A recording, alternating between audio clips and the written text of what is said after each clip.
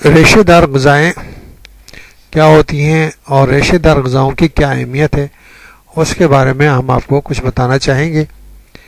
نشاستوں یا کاربوہائیڈریٹ پر مشتمل جتنی بھی غذائیں ہیں وہ سب کی سب ہمیں صرف غذائیت ہی فراہم نہیں کرتی، تاہم اس کا یہ مطلب نہیں کہ غذائیت نہ ہونے کی وجہ سے ان اجزاء کی ہمیں ضرورت نہیں۔ غذائیت سے مبرہ ان اجزاء میں ریشے یا بھوسی فائبر شامل ہیں۔ یہ فائبر اور ریشہ نباتاتی غذاؤں میں پایا جاتا ہے۔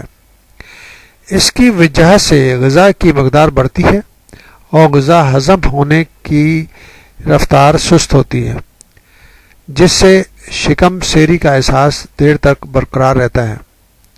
چھلکے، بھوسی یا ریشے ایک طرح سے اسپنج کا کام کرتے ہیں جو اپنے اندر بہت زیادہ پانی جمع کر لیتے ہیں۔ اگر ہماری غذا ریشے دار اجزاء پر مشتمل ہے تو معدہ یا آنتوں میں اسپنج کی یہ ریشے اپنے اندر پانی جذب کر لیتے ہیں جو صحت کے لیے بہت ضروری ہے۔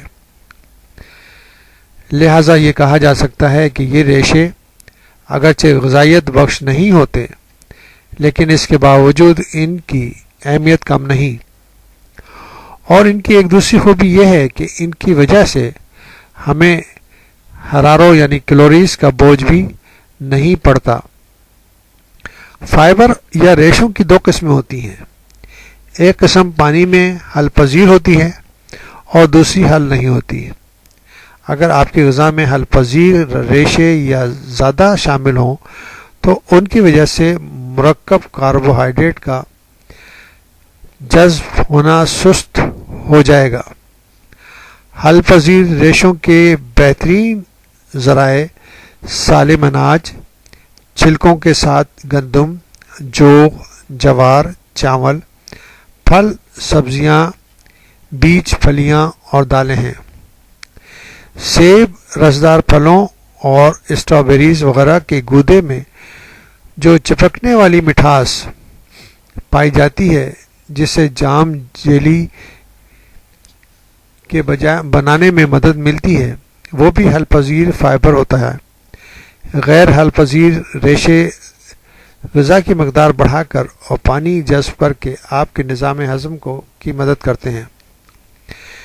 یہ غیر حل پذیر ریشے بھی سالم اناج اور اس سے تیار شدہ اشیاء مثلا براؤن بریڈ، پھل کے چھلکوں، بند گوبھی اور پالک جیسی سبزیوں کے پتوں، جڑ کی صورت میں اگنے والی سبزیوں مثلا گاجر، چقندر، مولی اور دالوں کے بیجوں میں پائے جاتے ہیں۔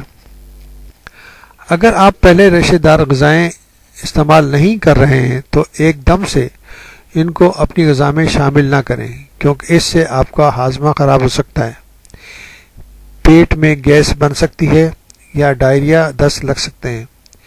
اس سے بچنے کے لیے آپ بتدریج اپنی غذا میں سیب، صحت بخش دلیا، کیلا، ٹوسٹ وغیرہ باری باری شامل کرتے جائیں۔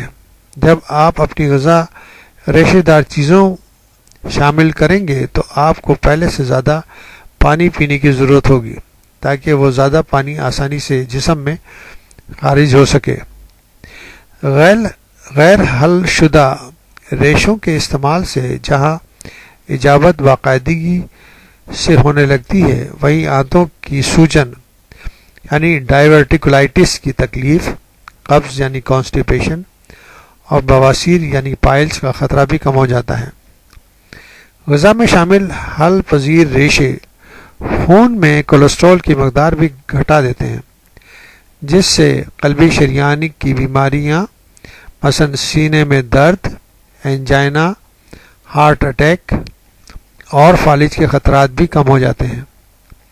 ریشوں سے بھرپور غذائیں استعمال کرنے سے ذیابیطس کا خطرہ بھی ٹل جاتا ہے اور کولن بڑی آنت کے نچلے حصے کے کینسر کے امکان بھی کم ہو جاتے ہیں۔